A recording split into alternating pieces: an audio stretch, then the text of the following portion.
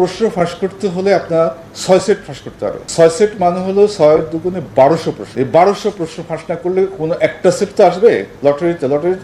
লটারির আগে তো আল্লাহ ছাড়া আর কেউ বলতে পারে লটারি থেকে আসবে।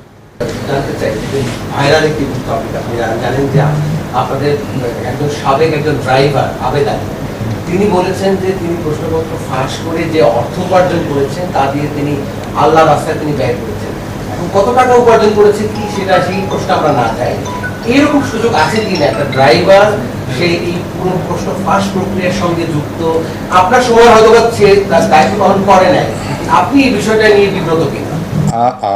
যে কোনো ঘটনা আমাদের এই পিএসসি কেন্দ্রিক যদি সেটি নেগেটিভ কিছু হয় অবশ্যই আমাদের জন্য সেটি দুঃখজনক, কষ্টকর, যে করুক না কেন। তো যেটা আপনি বলছেন, আমি আমাদের প্রক্রিয়াটা আপনাকে বলতে পারি, আপনারা বিচার করতে পারেন যে কতটুকু কি সম্ভব। আমাদের ধরুন প্রশ্নকারক আমরা নির্ধারণ করি যারা বিভিন্ন বিষয়ে দক্ষ তাদেরকে, এবং সেটি গোপন থাকে, যিনি প্রশ্ন করেন তিনি প্রশ্ন করে সিলগালা করে আমাদের এখানে পাঠান, ডাকেও পাঠান, কেউ সরাসরি এসে দিয়ে যান।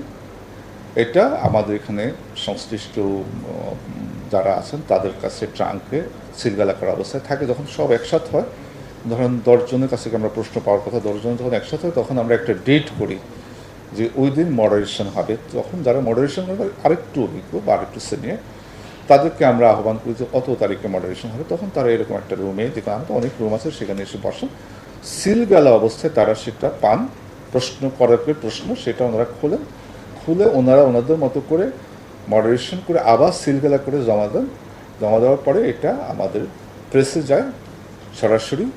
প্রেস থেকে আমাদের বিসিএসের ক্ষেত্রে আমাদের নির্দেশনা অনুযায়ী আমাদের 20টার প্যাকেট, আমাদের কোনো প্রশ্ন খোলার কোনো বিধান নেই। তো সেটি আপনার বিভিন্ন বিভাগে যায়, বিভাগেরগুলো। আর ঢাকারগুলো এখানে একটা বল্টরুম আছে, 24 ঘন্টা পুলিশ পাহারা থাকে, সেখানে সংরক্ষিত থাকে। এবং পরীক্ষার দিন সকালবেলা 2 জন বিশিষ্ট নাগরিকের উপস্থিতিতে এখানে লটারি অনুষ্ঠিত হয়। লটারি হয় 9টা 15 থেকে বা 20-30 এরকম সময়, কারণ আমাদেরকে 9টা 30-এ জানাতে হয়। তার আগে আমরা লটারিতে যেই সেটটা পড়ে সেই সেটটা আপনার টেস্ট করি। এখানে আমাদের টেলিটকের যারা সহযোগিতা করেন তাদের সাথে আমাদের এখানে যারা উপস্থিত থাকে কয়েকজনের কাছে ওনারা টেস্ট কপি পাঠান। টেস্ট কপি পাঠালে আমরা দেখি যে যাও আসছে লটারিতে সেটা ঠিক আছে, কিন্তু যদি ঠিক থাকে তাহলে ঠিক আছে, প্রস্তুত থাকেন। 9টা 30 আমরা সেটি আমাদের বিভিন্ন কেন্দ্রে যাদের কাছে পাঠানোর কথা পাঠিয়ে দিই। তখন 6 সেটের মধ্যে একটা সেট নির্ণীত হয়। আর নন ক্রেডারের ক্ষেত্রে, আলোচ্য পরীক্ষার ক্ষেত্রে যেমন 4টা সেট থেকে একটা সেট, এটি লটারি হয়েছে 9টা 25 মিনিটে। 9টা 25 মিনিট এবং 9টা 30 মিনিট আমরা সমস্ত কেন্দ্রকে জানিয়ে দিয়েছি।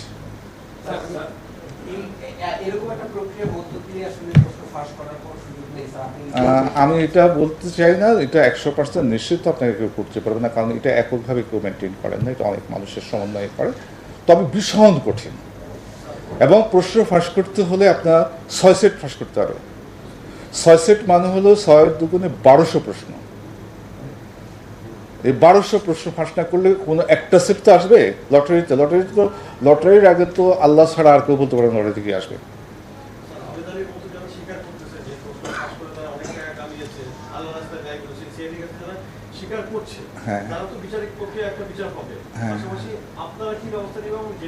আমরা সিআইডি, আপনারা জানেন যে এখানে 2-1 জন তো এরকমও আছে যারা আগে এ ধরনের অভিযোগে অভিযুক্ত হয়ে চাকরি হারিয়েছে, আবার তারা চাকরিতে ফিরে এসছে। এবং অনেকেই প্রশ্ন করছেন তারা আবার আসলো কী করে, বা আমাদেরকে দোষী করছেন, তারা হয়তো ডিটেলস জানেন না।